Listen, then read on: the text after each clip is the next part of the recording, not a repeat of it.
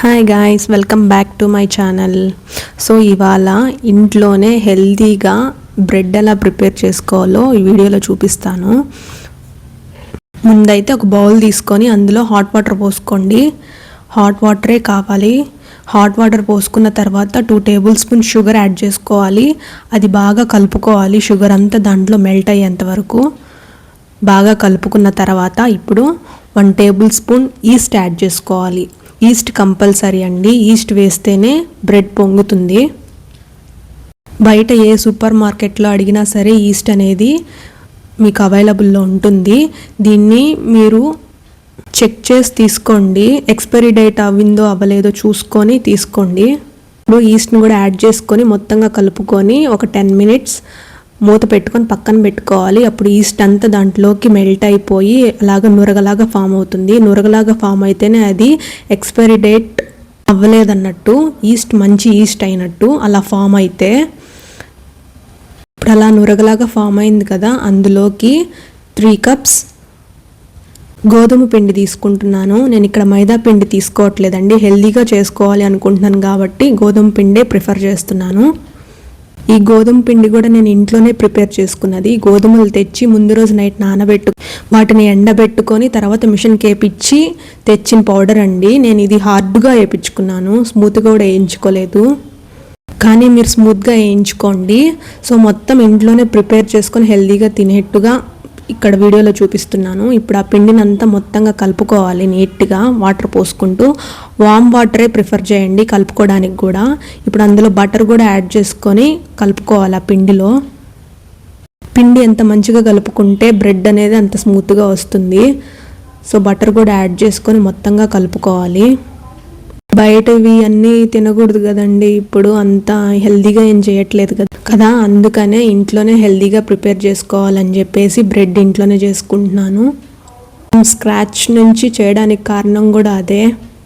అంతే, ఇలాగే పిండి నీట్గా గట్టిగా కలుపుకోవాలి. కన్సిస్టెన్సీ అలా ఉండాలి, స్మూత్గా బాగా కలుపుకోవాలి పిండి అంతా. ఈ బ్రెడ్ని మైదా యూస్ చేసి కూడా చేసుకుంటారు. నేను నెక్స్ట్ వీడియోస్లో కూడా పెడతాను అది ఎలా యూస్ చేసుకుంటారు అనేది. అలా పిండంతా మొత్తం కలుపుకోండి నేను చూపిస్తున్నట్టుగా.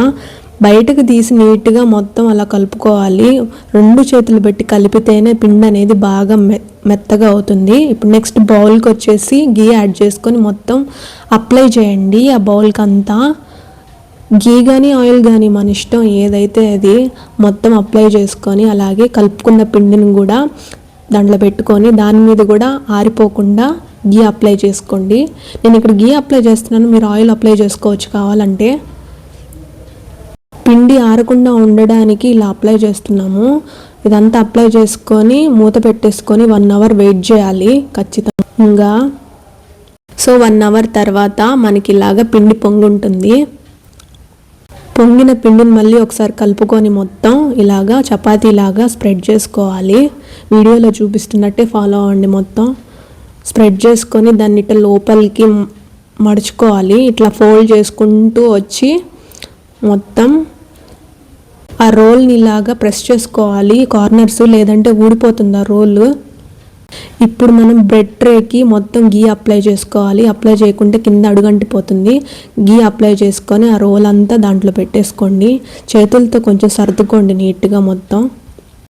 అలా దాంట్లో పెట్టిన దాన్ని ఒక 1/2 అవర్ క్లాత్ కప్పి పక్కన పెట్టేస్తే ఇలాగా మొత్తం మళ్ళీ ఉబ్బుతుంది. ఇప్పుడు దాని మీద మనం వామ్ మిల్క్ ఉంటాయి కదా, అవి పైనంతా అప్లై చేసుకునేసి ఇప్పుడు ఓవెన్లో కన్వెక్షన్ మోడ్లో ప్రీహీట్ పెట్టుకోవాలి. ముందు 180 degrees ప్రీహీట్ చేసుకొని తర్వాత ఓవెన్లో ట్రే పెట్టుకోవాలి. 10 మినిట్స్ ప్రీహీట్ చేసుకోవాలి. ఓవెన్లో ట్రే పెట్టేసిన తర్వాత కన్వెక్షన్ మోడ్లోనే 30 మినిట్స్ కుక్ చేయాలండి.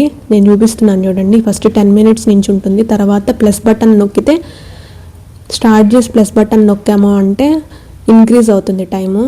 అట్లా 30 మినిట్స్ పెట్టుకొనేసి వెయిట్ చేస్తే నీట్గా కుక్ అవుతుంది.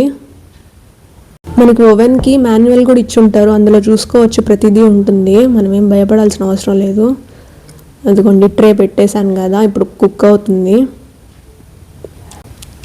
అలా పెట్టిన దాన్ని అయిపోయిన తర్వాత బయటకు తీస్తే ఇలా వచ్చిందండి. ఇప్పుడు వెంటనే మనం బటర్ పైన అప్లై చేసుకోవాలి. బటర్ పైన అప్లై చేసుకుంటే ఆరిపోకుండా ఉంటుంది. అప్లై చేసుకొని సర్వ్ చేసుకోవడమే. అంతేనండి, ఈజీగా ఇంట్లో హెల్తీగా బ్రెడ్ ప్రిపేర్ చేసుకోవడం ఎంతో సింపుల్ కదా. అలా పైన క్లాత్ కప్పేయండి, అప్పుడే ఆరిపోకుండా ఉంటుంది కదా. బ్రెడ్ చల్లారాక ఇలాగా స్లైసెస్గా కట్ చేసుకొని పీనట్ బటర్తో సర్వ్ చేసుకుంటే సూపర్ టేస్ట్. ఇంకా ఇలాంటి వీడియోస్ కోసం మన ఛానల్ని సబ్స్క్రైబ్ చేసుకోండి. Thanks for watching.